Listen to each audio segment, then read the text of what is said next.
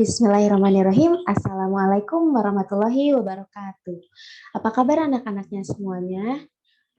Mudah-mudahan kalian ada dalam keadaan sehat walafiat ya. Amin. Anak-anak, bertemu lagi dengan Ibu. Hari ini kita akan belajar materi mengenal karya seni patung, materi tematik kelas 6 muatan SBDP. Kompetensi dasar yang akan kita capai hari ini yaitu kompetensi 3.1 mengenal patung. Tujuan pembelajarannya, hari ini kita akan mengenal jenis-jenis patung berdasarkan fungsinya, dan yang kedua mengenal jenis-jenis patung berdasarkan bentuknya. Patung merupakan salah satu karya seni rupa.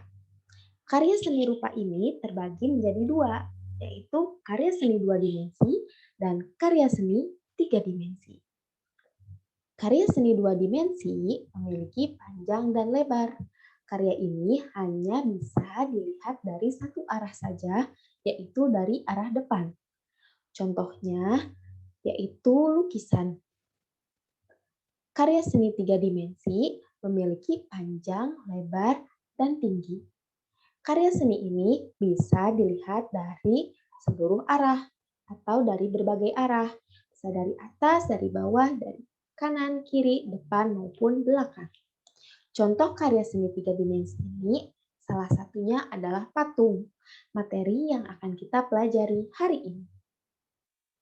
Nah, tentu kalian pasti sudah pernah menemui patung atau melihat patung. Di Indonesia ini sangat mudah untuk menemui patung. Bisa kita temukan di jalan-jalan, kita juga bisa temukan di tempat wisata, atau bisa juga ditemukan di toko kerajinan atau di toko-toko. Apa itu patung? Patung adalah karya seni 3 dimensi yang menirukan bentuk manusia, bentuk hewan, bentuk tumbuhan, ataupun benda lain yang dibuat menggunakan teknik tertentu. Di sini ada beberapa contoh patung. Ada patung yang berbentuk manusia, ada juga patung yang berbentuk hewan. Saking mudahnya menemukan patung di Indonesia, maka patung ini dapat disebut sebagai budaya Indonesia. Ada salah satu desa di Indonesia yang terkenal sebagai penghasil kerajinan patung, yaitu Desa Kasongan. Desa Kasongan berada di Kabupaten Bantul, Provinsi Daerah Istimewa Yogyakarta. Desa ini adalah desa penghasil kerajinan patung. Kerajinan yang dihasilkan sangat bagus-bagus dan sangat beragam. Kerajinan yang dibuat kebanyakan terbuat dari tanah liat, dari batu marmer, maupun dari kayu. Jadi patung merupakan salah satu budaya Nusantara, budaya Indonesia. Apa itu patung Nusantara? Nah, patung Nusantara yaitu patung yang memiliki corak khas Nusantara atau budaya Indonesia yang tumbuh dan berkembang di masing-masing daerah di Indonesia. Nah, di sini ada contoh patung-patung Nusantara yang berada di setiap daerah di Indonesia. Lihat yang pertama ini ada patung yang merupakan simbol dari daerah Surabaya. Ini ada patung hiu dan buaya. Kemudian yang kedua, ini ada patung yang berada di daerah Bali. Ini namanya patung Garuda Wisnu Kencana. Patung ini memiliki tinggi 121 meter, lebar 60 meter, yang terbuat dari campuran baja dan tembaga seberat 4.000 ton. Kemudian ini ada patung dari tokoh Insinyur Soekarno, dan ada patung yang biasa kita temui di Candi Borobudur. Itu. Nah, selanjutnya patung-patung yang dibuat itu tentu ada fungsinya. Ada jenis-jenis patung berdasarkan fungsinya. Yang pertama, ada patung religi. Patung religi dibuat dengan tujuan sebagai sarana beribadah dan bermakna religius bagi sebagian umat beragama. Kalian bisa melihat contoh-contoh dari patung religi yang ada pada gambar-gambar di atas ya. Biasanya patung religi ini banyak digunakan oleh umat beragama Hindu, Buddha, maupun Kristen. Patung religi yang terkenal yaitu patung Tantian yang disembah oleh agama Buddha. Selanjutnya, ada fungsi patung monumen. Patung monumen dibuat untuk memperingati atau mengenang peristiwa dan kejadian bersejarah atau jasa seorang pahlawan di masa lampau. Nah, jenis patung monumen ini dibuat untuk memperingati atau mengenang peristiwa atau tokoh. Nah, lihat contohnya. Contoh dari patung monumen. Ini ada 3 gambar. Yang pertama, ini ada patung monumen Pancasila. Patung ini dibuat untuk mengenang ke-7 pahlawan yang gugur ketika peristiwa G30 SPKI. Patung ini dibuat di daerah Lubang Buaya di Jakarta Timur. Selanjutnya yang kedua ada patung dari tokoh B.J. Habibie. Patung ini berada di daerah Gorontalo.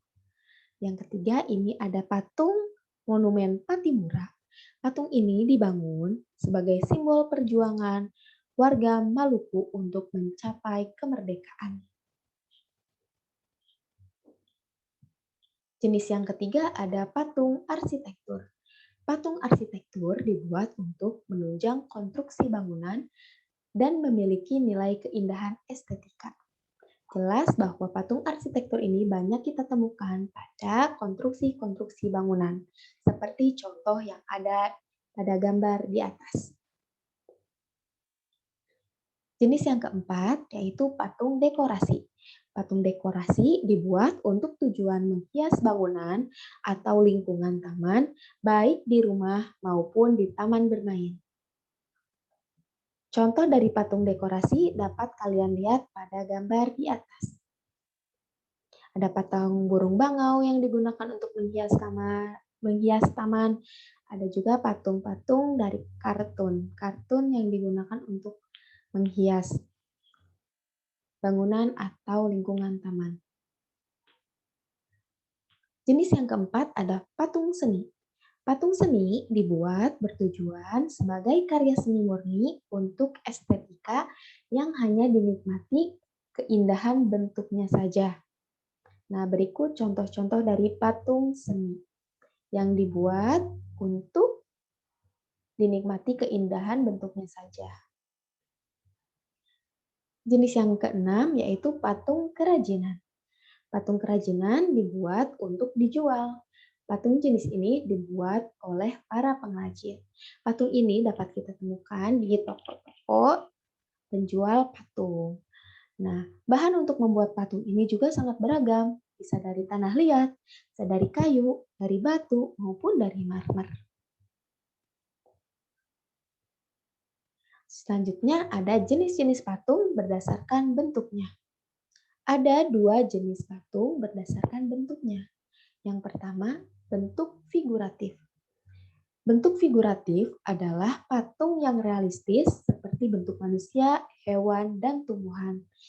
Berikut contoh dari bentuk figuratif, yaitu patung berbentuk manusia. Patung tokoh B.J. Habibie. Yang selanjutnya ada patung bentuk non-figuratif.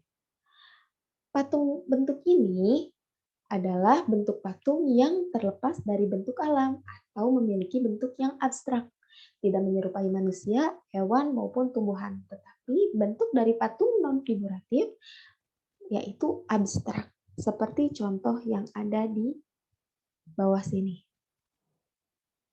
Nah, seperti itu ya anak-anak. Tadi kita sudah membahas jenis-jenis patung berdasarkan fungsinya dan jenis-jenis patung berdasarkan bentuknya. Boleh kalian simak lagi materinya supaya lebih paham. Sekian dari Ibu. Terima kasih atas perhatiannya. Wassalamualaikum warahmatullahi wabarakatuh.